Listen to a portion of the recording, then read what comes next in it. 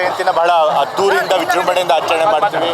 ನಮ್ಮ ಜಿಲ್ಲಾ ಕ್ರಿಕೆಟ್ ಸಂಘದವರು ಮತ್ತು ನಮ್ಮ ಸೋಮಣ್ಣವರು ಎಲ್ಲರೂ ಕೂಡ ಈ ಕಾರ್ಯಕ್ರಮನ ಅದ್ದೂರಿಯಾಗಿ ಆಚರಣೆ ಮಾಡ್ತಾರೆ. ಮೊದಲಿಗೆ ನಮ್ಮ ಅರಮನೆ ಹತ್ರ ಈ ಜಯಂತಿಗೆ ಒಂದು ಚಾಲನೆ ಕೊಡ್ತೀವಿ. ನಂತರ ಟ್ಯಾಬ್ಲುಗಳು, ಕಲಾ ತಂಡಗಳು ಎಲ್ಲ ಹೋಗಿ ಕಲಾಮಂದಿರದಲ್ಲಿ ವೇದಿಕೆ ಕಾರ್ಯಕ್ರಮ ಮಾಡ್ತಾರೆ. ನಾನು ಕೂಡ ಪ್ರತಿ ವರ್ಷ ಇಲ್ಲಿ ಬಂದು ಈ ಒಂದು ಮೆರವಣಿಗೆಗೆ ಚಾಲನೆ ಕೊಡುವಂಥ ಪದ್ಧತಿ ಇಟ್ಕೊಂಡಿದ್ದೀವಿ. ಪ್ರತಿ ವರ್ಷ ಇಲ್ಲಿಗೆ ಬಂದು ಚಾಲನೆ ಕೊಡ್ತೀನಿ. ಮೈಸೂರು ತಾಲೂಕು ಆದಮೇಲೆ ನಂಜನಗೂಡು ಟಿ.ನರಸೀಪುರ ತಾಲೂಕಲ್ಲೂ ಕೂಡ ನಾನು ಕನಕ ಜಯಂತಿ ಕಾರ್ಯಕ್ರಮನ ಹೋಗಿ ಅಟೆಂಡ್ ಮಾಡ್ತೀನಿ. ಅದರೊಳಗೂ ಕೂಡ ಭಾಗವಹಿಸ್ತೀನಿ. ಸೊ ಇವತ್ತು ಮೈಸೂರು ಮುಗಿಸಿ ಇವಾಗ ನಂಜನಗೂಡು ಹೋಗ್ತಾ ಇದ್ದೀನಿ.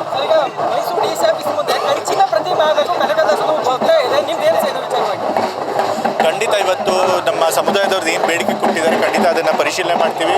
ಮುಖ್ಯಮಂತ್ರಿಗಳ ಗಮನಕ್ಕೆ ತರ್ತೀವಿ. ಅವ್ರ ಬೇಡಿಕೆ ನ್ಯಾಯಯುತವಾಗಿದೆ, ಹಾಗಾಗಿ ಅದನ್ನು ಈಡೇರಿಸೋಂಥ ಪ್ರಯತ್ನ ಮಾಡ್ಬೋದು. ಖಂಡಿತ ಅವ್ರ ಗಮನಕ್ಕೆ ತಂದು ಮಾಡಿಸ್ಕೊಡ್ತೀವಿ.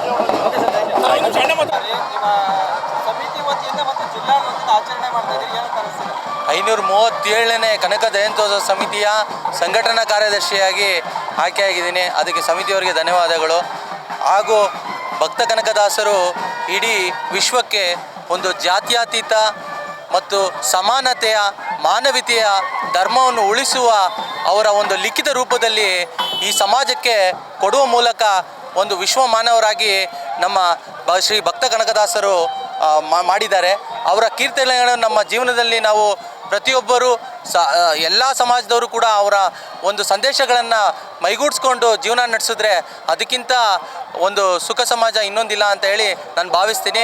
ಈ ನಿಮ್ಮ ಮಾಧ್ಯಮ ಮುಖಾಂತರ ಸಮಸ್ತ ಮೈಸೂರಿನ ಜನರಿಗೆ ಶ್ರೀ ಸಂತ ಭಕ್ತ ಕನಕದಾಸರ ಜಯಂತ್ಯೋತ್ಸವ ಶುಭಾಶಯಗಳನ್ನು ಕೋರ್ತೀನಿ. ದೀಪಕ್ ಎಂಪಿ, ಜಯಂತ್ಯೋತ್ಸವ ಸಮಿತಿ ಸಂಘಟನಾ ಕಾರ್ಯದರ್ಶಿ.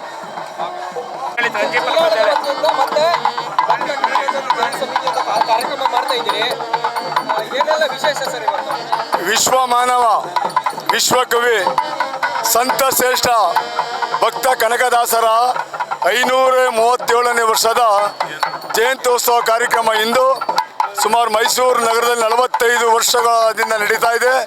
ಈ ವರ್ಷ ವಿಶೇಷವಾಗಿ ಜಯಂತ್ಯೋತ್ಸವ ಸಮಿತಿ, ಸಂತ ಕನಕದಾಸ ಜಯಂತ್ಯೋತ್ಸವ ಸಮಿತಿಯ ಅಧ್ಯಕ್ಷರಾದಂಥ ಮಾನ್ಯ ಸೋಮಶೇಖರ್ ಅವರು, ಎಲ್ಲ ನಿರ್ದೇಶಕರು, ಸಮಾಜದ ಎಲ್ಲ ಬಂಧುಗಳು, ಶೋಷಿತ ಸಮಾಜದ ಬಂಧುಗಳು, ಚಿನ್ನಾಯಿತ ಪ್ರತಿಗಳು ಎಲ್ಲರೂ ಒಗ್ಗಟ್ಟಾಗಿ ಸೇರಿ ವೈಭವಪೂರಿತವಾದ ಈ ಮೆರವಣಿಗೆಯನ್ನು ಈಗ ಬೆಳಗ್ಗೆ ಪುಷ್ಪಾರ್ಚನೆ ಮಾಡುವುದರ ಮುಖಾಂತರ, ನಂದಿ ಧ್ವಜ ಪೂಜೆ ಮಾಡುವುದರ ಮುಖಾಂತರ ನಾಡಿನ ದೊರೆ ಸನ್ಮಾನ್ಯ ಮುಖ್ಯಮಂತ್ರಿ ಸಿದ್ದರಾಮಯ್ಯ ಸಾಹೇಬರು ಸುಪುತ್ರರಾದಂಥ ಡಾಕ್ಟರ್ ಯತೀಂದ್ರ ಸಾಹೇಬರು, ಮೈಸೂರಿನ ಜಿಲ್ಲಾಧಿಕಾರಿಗಳು, ಮೈಸೂರಿನ ಪೊಲೀಸ್ ಆಯುಕ್ತರು ಹಾಗೂ ನಮ್ಮ ಸಮಿತಿಯ ಅಧ್ಯಕ್ಷರಾದಂಥ ಮಾನ್ಯ ಸೋಮಶೇಖರ್ ಅವರ ನೇತೃತ್ವದಲ್ಲಿ ಎಲ್ಲ ನಿರ್ದೇಶಕರು, ಸಮಾಜದ ಮುಖಂಡರು, ಯಜಮಾನರುಗಳು, ಎಲ್ಲ ಕಲಾ ತಂಡದ ವೈಭವಿತ ಮೆರವಣಿಗೆ ಪ್ರಾರಂಭವಾಗಿದೆ.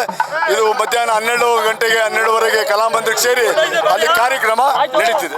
ಕೂಡ ಅದ್ದೂರಿಯಾಗಿ ಕನಕ ಜಯಂತ್ಯೋತ್ಸವ ನಡೀತಾ ಇದೆ. ಕನಕ ಜಯಂತ್ಯೋತ್ಸವದಲ್ಲಿ 20-25 ಕಲಾ ತಂಡಗಳು, 25-30 ಕಲಾ ತಂಡಗಳು, 6-7 ಟ್ಯಾಬ್ಲುಗಳು ಮತ್ತು 10,000ಕ್ಕೂ ಹೆಚ್ಚು ಜನ ಎಲ್ಲರೂ ಕೂಡ ಅದ್ದೂರಿಯಾಗಿ ಮೆರವಣಿಗೆ ನಡೀತಾ ಇದೆ. ಸಮಿತಿಯ ಎಲ್ಲ ಸದಸ್ಯರ ಕೋಆಪರೇಟಿವ್ನಿಂದ, ಸಮಾಜದ ಎಲ್ಲ ಮುಖಂಡರುಗಳು, ಜಿಲ್ಲಾಡಳಿತ ಎಲ್ಲರೂ ಸಹಕಾರದಿಂದ ಅದ್ದೂರಿಯಾಗಿ ಕನಕ ಜಯಂತ್ಯೋತ್ಸವ ನಡೀತಾ ಇದೆ. ನಾಡಿನ ಜನತೆಗೆ ಕನಕ ಜಯಂತ್ಯೋತ್ಸವದ ಶುಭಾಶಯಗಳು.